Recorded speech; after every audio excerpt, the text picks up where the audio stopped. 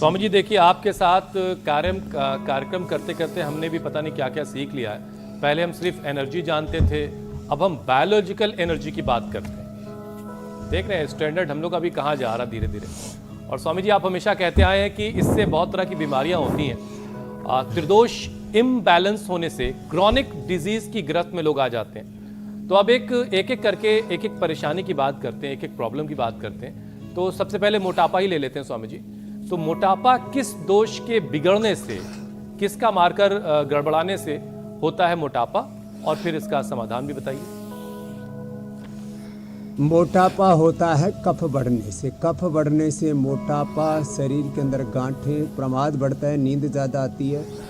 कफ बढ़ने से ये सर्दी जुकाम, फिर अस्थमा, साइनस और अलग अलग तरह के जो स्नोरिंग, स्लीप एपनिया, ये जो रोग होते हैं रेस्पिरेटरी से रिलेटेड, ये तो होते ही सो होते हैं। शरीर के अंदर कैंसर, टीबी, गठाने, सिस्ट, मोटापा, नींद ज़्यादा आना, प्रमाद होना, कुछ भी करने का मन ही नहीं कर रहा, तो ये मोटापा से होता है। एक तो भुजंगासन इसके लिए करना चाहिए, एक शलभासन करना चाहिए, और एक एक दिन में हम 1-2 किलो वजन घटा देते हैं। 3 दिन जल पर उपवास, 3 दिन फिर नारियल के पानी पर उपवास, 7वें दिन हम उसको बोलते हैं भाई अब आप लौकी और सब्जियां, एक दिन सब्जी खाओ, एक दिन फल खाओ, केवल फल, केवल सब्जियां,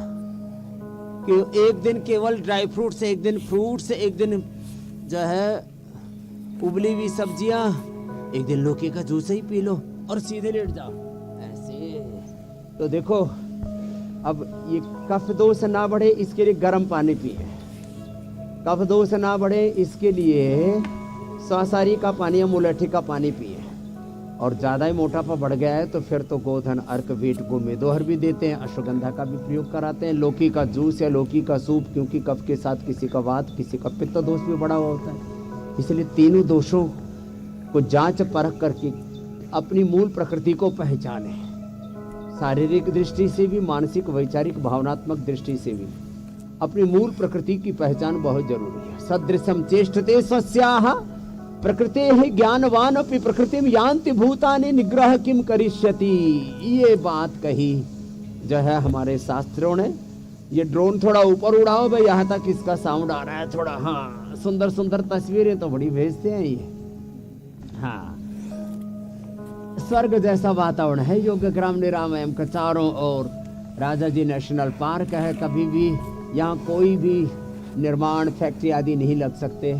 एक्यूआई यहाँ का बड़ा जबरदस्त है, बहुत अच्छा है। तो खैर, तो ये मोटापा का स्रोत बता दिया मेरे भाई कफ। आगे एक एक करके पूछते जाओ। जी जी स्वामी जी, देखिए चुनावी सरगर्मियां थी तो हीट वेव का असर भी था। लोग अपना ख्याल नहीं रख पा रहे थे चुनाव का हवाला दे करके, लेकिन अब सबको थोड़ा वक्त मिलेगा खुद पर ध्यान देने का। और अब तो गर्मी लोगों को परेशान कर रही है और हर किसी को एक तरीके से झुलसा रही है। तो ये गर्मी लोगों का गुस्सा भी स्वामी जी बढ़ा रही है, लोगों में झुंझलाहट बहुत है, बढ़ रही है, और जाहिर है ब्लड प्रेशर भी हाई हो रहा है लोगों का। तो स्वामी जी बीपी, शुगर किस त्रिदोष के इम्बैलेंस के होने की वजह से होता है, और फिर इसका उपाय?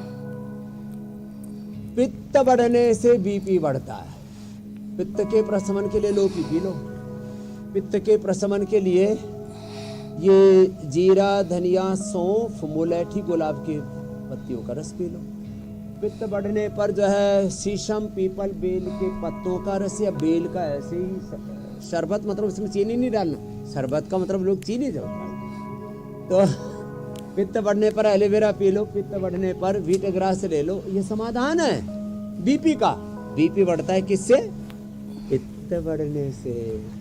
फिर उससे गुस्सा भी आता है, फिर और बीपी बढ़ जाता है। फिर आदमी लड़ाई झगड़ा करता है, फिर उससे और बढ़ जाता है। फिर आदमी उल्टा पुल्टा सोचता है, और बढ़ जाता है। फिर नींद उड़ जाती है, फिर और बढ़ जाता है। फिर खाना पीना भी डिस्टर्ब हो जाता है। आदमी ऐसे पजल्ट सा पगला जाता है। तो ये बीपी बढ़ता है पित्त बढ़ने से। और पित्त ना बढ़े तो पित्त में क्या चीज़ों की मनाही है? कफ में चिकनाई और ठंडाई, और पित्त में गरम मसाले और जितने भी गरम चीजें और उत्तेजनाओं से बचे। उत्तेजक विचार, उत्तेजक दृश्य, उत्तेजक शब्द सुनते हैं, उत्तेजना, समझते हो ना, आदमी उबलने लगता है। अरे बोले भाई अपना आपा डांट ले। तो ये जो उत्तेजना है ना, ये सब बढ़ाती है। तो पित्त का ही विकार है ये उच्च रक्तचाप। पित्त बढ़ने से स्किन डिजीज भी बढ़ते हैं। पित्त बढ़ने से फिर एसिडिटी, पित्त बढ़ने से ही फिर अल्सर, पित्त बढ़ने से ही नींद उड़ जाती, दिमाग में गर्मी चढ़ जाती। और तो इसलिए इसके लिए आयुर्वेद में पित्त बढ़ने पर मुक्तावटी, बीपी ग्रीट और ये लौकी का जूस की जो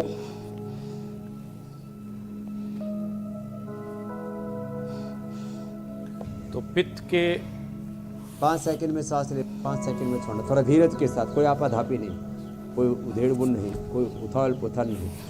अनुलोम विलोम भ्रामरी उद्गी, फिर शीतली शीतकारी। कितने जबरदस्त शीतली।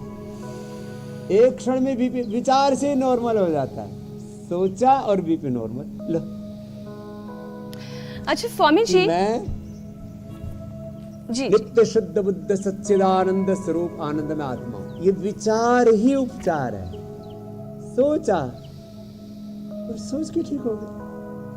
मेरा बीपी बढ़ता ही नहीं। कितने लड़ाई झगड़े आदि तूफान संघर्ष उथल पुथल चलते रहते हैं, उन सब के बीच में भी युद्धस्व विगत ज्वर रहते हैं। मेरा बीपी रहता है 70/110 और जब मैं ध्यान लगाता हूं तो आ जाता है मेरा 65 और 100/105। एकदम कूल रहा करो। तुम हमेशा ही आग और तूफान रहते हो। आग और तूफान होना चाहिए आदमी को काम करने में, उत्साह में, मन में उथल पुथल नहीं रहनी चाहिए।